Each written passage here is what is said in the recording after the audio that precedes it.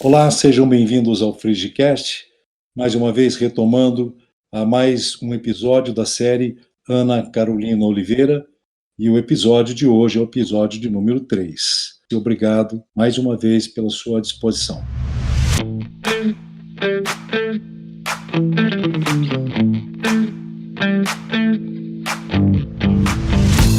O FrigiCast tem o apoio da Trisco Cosméticos.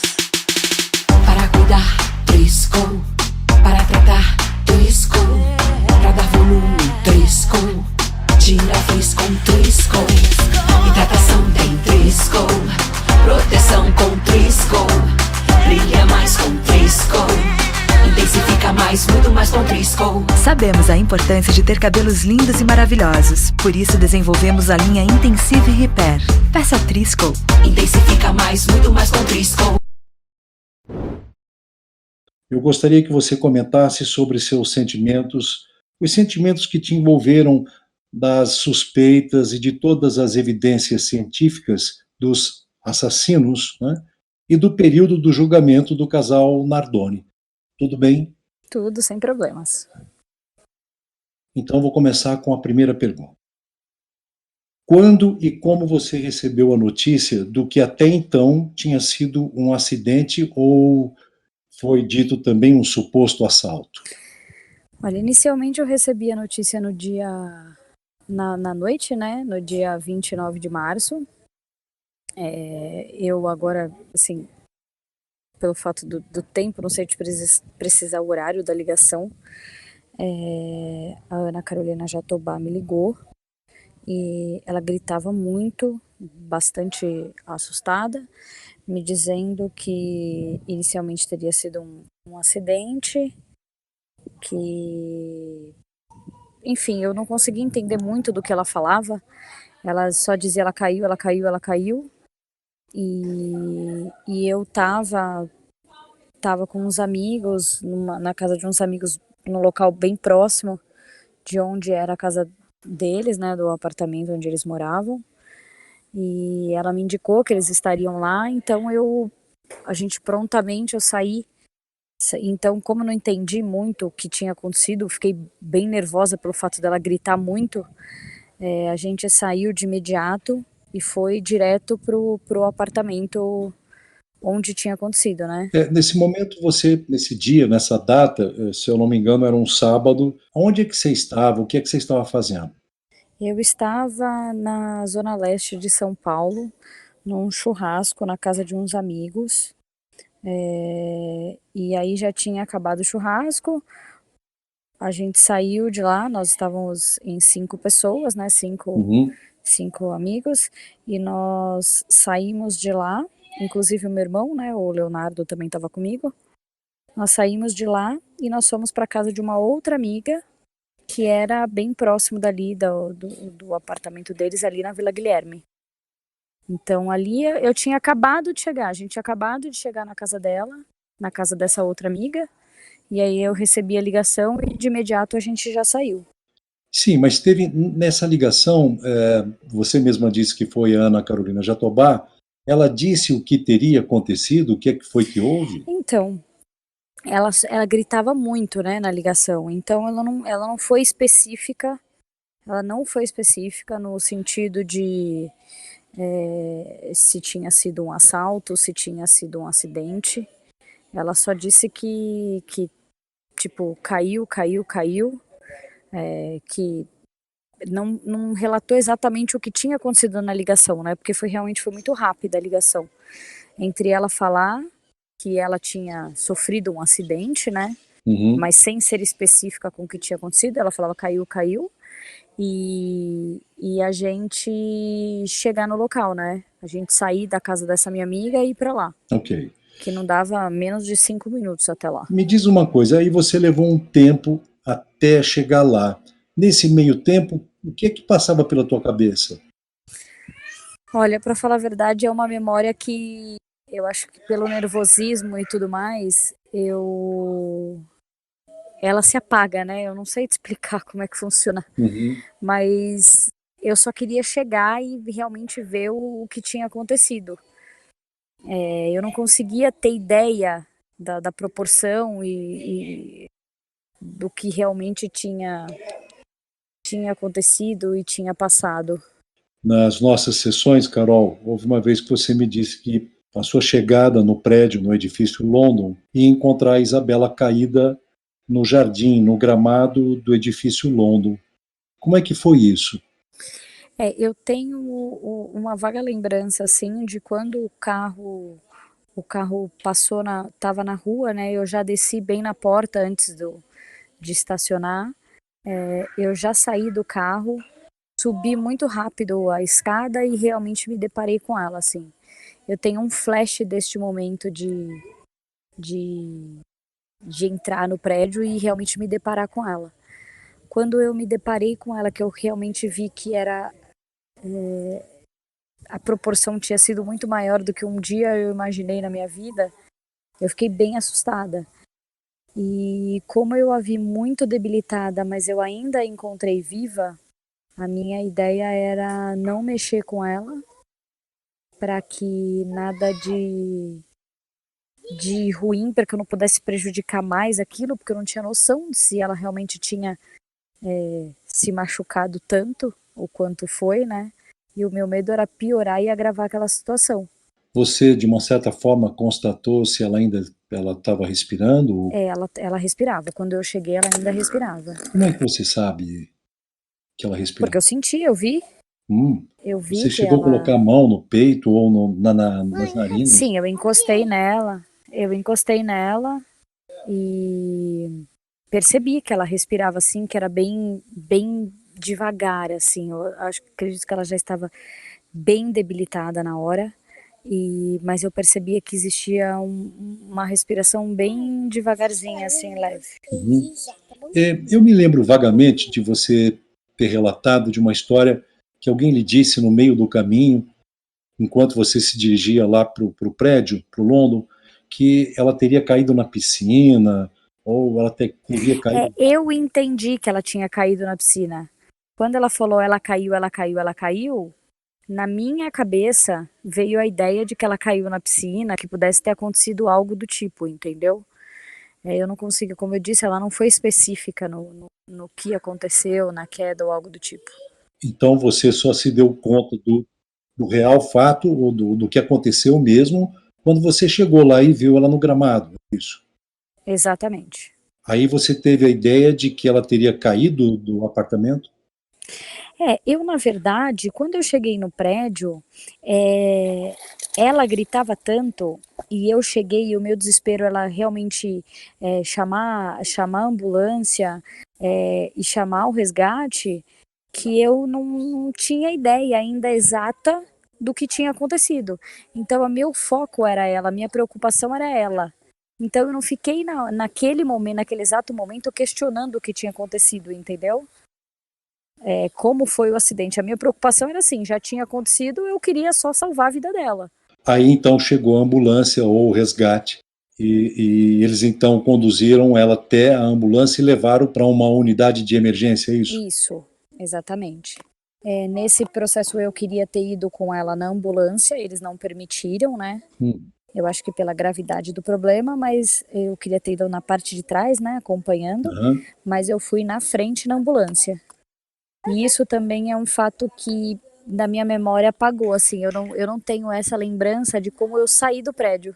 Eu só tenho a lembrança de eu entrando no prédio. E entrando também na ambulância. Eu lembro de eu entrando na ambulância, eu não lembro como eu saí do prédio. E o trajeto dentro da ambulância, você tem flashes de memória disso? Bem poucos, bem poucos flashes mesmo, porque eu acho que a minha emoção era tanta, a minha preocupação era tanta em chegar logo, em que ficasse tudo bem, em que eles pudessem fazer com que ficasse tudo bem, que eu não consigo ter essa lembrança. E quando você chegou na unidade de emergência, eles logo retiraram, levaram ela para dentro, você ficou na sala de espera? Eu fiquei dentro da ambulância. Até eles tirarem ela e tudo mais, eu permaneci dentro da ambulância. Eu só saí da ambulância quando eles já tinham entrado com ela. E aí você ficou esperando? E a gente ficou esperando do lado de fora alguma notícia. Você fala gente porque quem mais estava junto nessa hora? Então, o pessoal, minha mãe já estava comigo, minha família já estava lá, e ele chegou também. Eu não sei qual momento que ele chegou, não tenho essa memória também. Uhum. E aí foi quando eles chamaram a gente para dar a notícia do óbito. Essa era a pergunta seguinte. Até então, eu estou aqui pensando, você chegou no edifício, ainda encontrou ela com vida, resgataram ela rapidamente, levaram para a unidade de emergência. Até ali você tinha expectativa dela viver. Com certeza. Fosse como fosse, se tivesse alguma sequela, alguma coisa, não importava. O importante era viver para mim. Mas o que é que você lembra de passar pela sua cabeça na hora? O que é que você sentiu? Olha, é um sentimento de vazio, de impotência, realmente é inexplicável.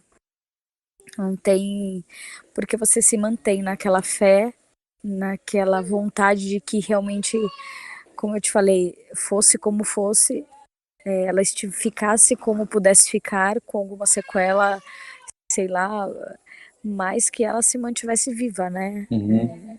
Eu só queria ela viva. E aquela notícia de que realmente tinha acabado ali, aí você fica pensando uma vida curta, uma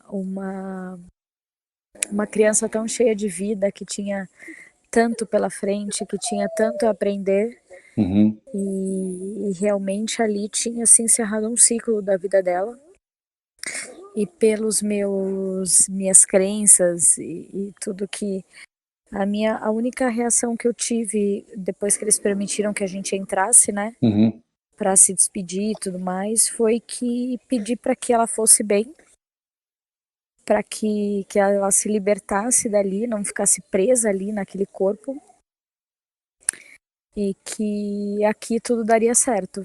Que a gente, assim, naquele primeiro momento, foi a minha reação com ela. Eu falei que ela poderia ir, que eu faria de tudo para que aqui ficasse tudo bem. E eu realmente, naquele momento, eu não tinha noção ou conseguiria mensurar o que realmente tinha acontecido antes disso, entendeu? Uhum. Essa imagem dela no gramado do prédio, no jardim do prédio, e depois também toda a sequência até a unidade de emergência e a morte, são lembranças que elas são recorrentes para você ou elas desapareceram e são muito pontuais?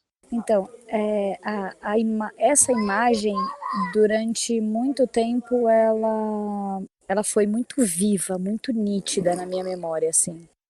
Eu acordava com essa ideia, acordava com esse pensamento, mas ela foi ficando mais branda conforme meu coração foi se acalmando, conforme as minhas sessões de terapia trabalhando tudo isso. Uhum.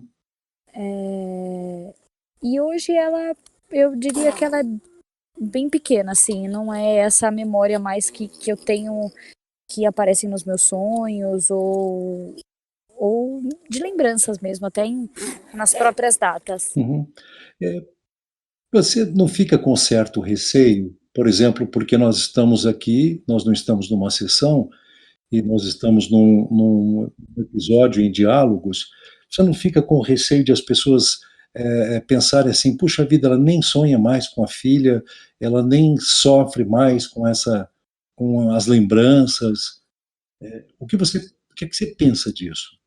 Na verdade, eu acho que tudo isso é uma questão de interpretação, porque eu acho que o sofrimento ele é opcional na vida da pessoa. E aí são 12 anos que já se passaram, Uhum. e eu nunca disse que eu não sofro ou algo do tipo. O que acontece é que as minhas lembranças, o meu coração está mais calmo para lidar com essas lembranças. É assim que eu lido.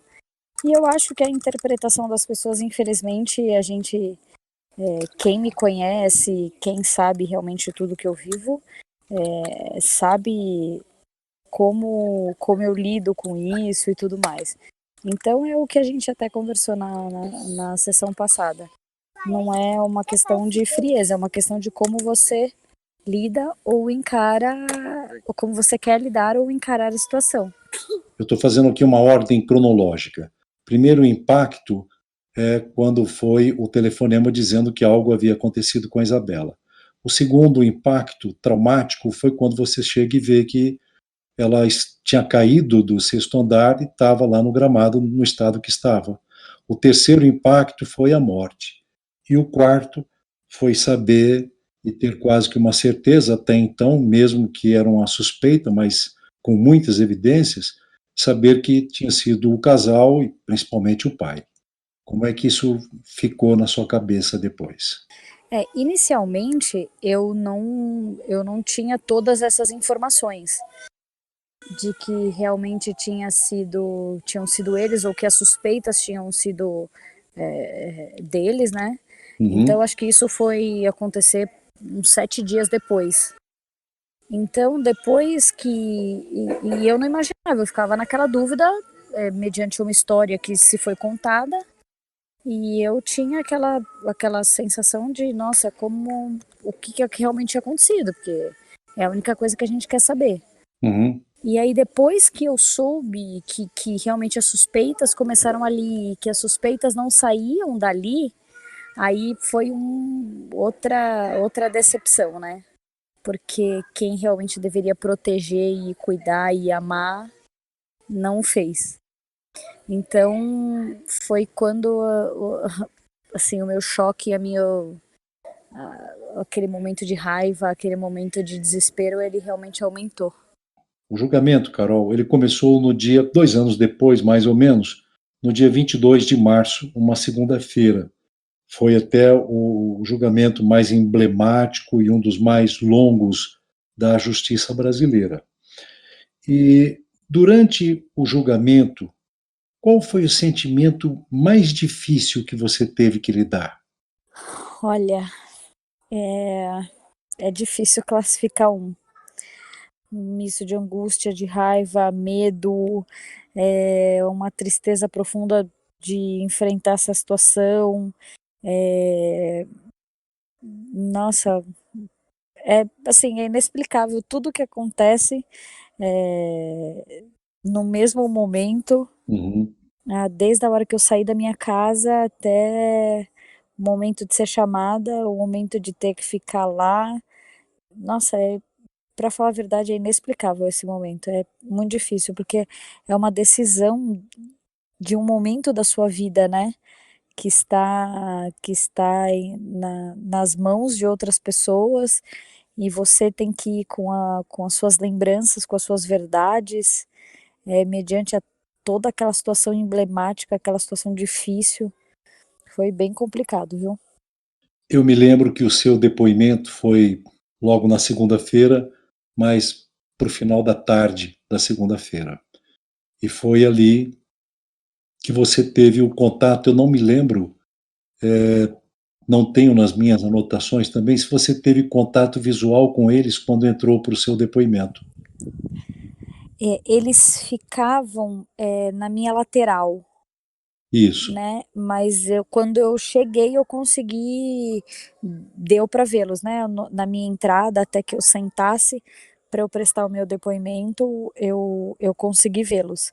Mas durante o depoimento, não, eles estavam na minha lateral, né? Então não Não dava tinha para linha de eu. visão com eles. Exato, exato. No julgamento, quando você teve o contato visual com os dois, você lembra do que pensou, lembra do que passou pela tua cabeça, o que é que você sentiu? Neste momento, o meu sentimento era de raiva, de do que eu falei, ter que provar uma coisa que eu acreditava, né, diante de todas as evidências, para outras pessoas, porque elas têm que confiar no que eu falo, enquanto eles estão ali tentando se defender de uma situação da qual eles sabiam que tinha acontecido. Carol, das nossas sessões todas, um momento para mim que foi muito difícil foi ter que preparar você para ver todas aquelas fotos, aquele material do IML que seria apresentado no julgamento. E por conta até Esse eu mesmo... lembro. Lembra, não é? Lembro como se fosse hoje esse. Acho que esse foi um dia, como ao longo desses anos de consultório, nunca tinha passado uma situação tão complexa para administrar como aquela. E eu lembro do Sembranelli, que foi o promotor do caso, não é? Sim. Ele ter pedido para que houvesse um cuidado especial nesses assuntos, porque poderia ocorrer numa dissolução de conselho de sentença se houvesse uma comoção maior em plenário. Então, mostrar para você aquelas fotos, e eu lembro até que eu fiquei surpreso, porque eu fiz uma seleção para que não abalasse tanto você. Eram fotos de IML, né? Eles têm todas lá uma sequência de apresentação das fotos, e a primeira que eu coloquei foi dela bem preservada, com um rostinho muito angelical, muito bonito, e você ter me dito no dia que foi a foto que mais chocou. Foi mesmo. Que não foi as outras que foram fotos bem impactantes. Sim. Né? Você lembra disso ainda? Eu lembro lembro como se fosse hoje, eu desabei aquele dia. Porque ela tinha aquele cortezinho na testa, né? Uhum. Apesar de ter visto ela já no hospital, né? Quando eles deram a notícia do falecimento, já faziam 2 anos daquilo. Então, não era uma coisa recente na minha vida, assim, como eu disse, eu procurei, acredito que eu tenha criado um bloqueio dessa imagem dela, e ter ficado com as imagens que eu gostaria dela sorrindo, feliz e tudo mais. Então, naquele momento, por mais preparada que você tivesse me deixado para que a gente lidasse com esse momento muito mais fácil, para mim foi tão impactante ver aquela foto dela, que realmente era a falta da presença, era saudades, era aquela angústia. Aquilo me doeu, sabe? Me machucou. Eu acho que aquela foto me deixou muito sensível, muito triste. E aí eu acho que foi por isso esse impacto maior. Essa pergunta tem a ver com o fato da próxima questão que eu ia fazer, que na verdade, essas fotos eram para preparar você para ficar lá durante todo o julgamento, e ninguém esperava que a defesa quisesse fazer uma cariação e você fosse colocada logo depois do seu depoimento em isolamento. Sim. Então, todo um trabalho que foi feito, que nós fizemos ao longo de mais de 2 meses, em termos de fotos, só das fotos, da preparação e depois de assimilar isso tudo, nem sequer foi utilizado, porque você, de uma certa forma, não precisou ter que revê-las em plenário durante o julgamento. Sim. Mas, de uma outra forma, você ficou 3 dias num isolamento que ninguém esperava. Como é que foi esses 3 dias lá, de forma resumida? Olha, resumindo, foi os mais angustiantes da minha vida, eu diria. Porque... E não são bem 3 dias, não é isso, Carol? Me confirma. Foram 3 dias do dia que eu cheguei, né? E eu saí de lá na Da segunda-feira. Na segunda eu saí de lá na quinta. Então, teoricamente, foram 3 dias inteiros, né? Uhum. E mais a segunda-feira na parte da noite. Assim, foram terríveis, foram os mais angustiantes, porque como eu disse, era uma decisão de vida, uma data que a gente esperou muito, e eu estava preparada, como a gente tinha feito, para participar de tudo, para acompanhar tudo, e não pude. Uhum. Então a gente se alimentava lá mesmo, no fórum, em isolamento total. Eu não tinha contato com ninguém. Fiquei num quartinho pequenininho, fechado, sem informação nenhuma, porque eu realmente não podia, não tinha não podia falar com a minha família, não podia falar com ninguém. E lá eu fiquei nessa angústia de querer saber o que estava acontecendo e bem fora do mundo, de participar de tudo que eu sempre esperei. Então a angústia foi o que mais me pegou nesse momento. Tenham lembranças dela, imagens dela? Sim, tudo que a história toda, a minha história de vida toda com ela nesses 5 anos. Então foram lembranças e coisas que vão passando muito rápido na sua cabeça, apesar de ter bastante tempo para pensar nisso, mas é como se fosse um filme que vai rodando o tempo todo, noites mal dormidas, pesadelos e angústia e tudo. Última pergunta. A justiça foi feita ou se o preço pago por ela ser feita foi alto? Olha, eu acredito muito que a justiça tenha sido feita, porque eles foram condenados, e eu acho que é tudo diante de uma situação, 2 anos de investigação e de processo, o que você espera realmente é algo assim, que encontrem os culpados, né, que os culpados sejam condenados. Então eu saí muito satisfeita de lá, acompanhei a decisão da minha casa, não por psicológico mesmo, não pude estar lá na hora da sentença. E se o preço pago, ok. Assim, eu realmente tinha uma vida muito boa, muito tranquila, sossegada, e querendo ou não, independente, eu acho que do tempo que passar, dos anos se passarem, eu vou ser sempre lembrada por uma situação, por essa tragédia, que não é uma lembrança boa, né, como as pessoas me veem, como eu sou lembrada e tudo mais. Então, existe um preço, sim, um preço do não sossego, de lembranças traumáticas, de lembranças tristes. Apesar de achar que eu lido bem com tudo isso até hoje, diante de tanto tratamento, de tanto entendimento que eu busquei, é uma situação bem difícil. Bem, lembrando que esta série foi programada em conjunto para 5 episódios. Carol, obrigado por mais este episódio, por mais este diálogo, e te convido para o próximo.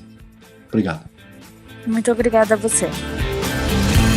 Este podcast faz parte da Podcast. Conheça os demais podcasts acessando podcast.com.br.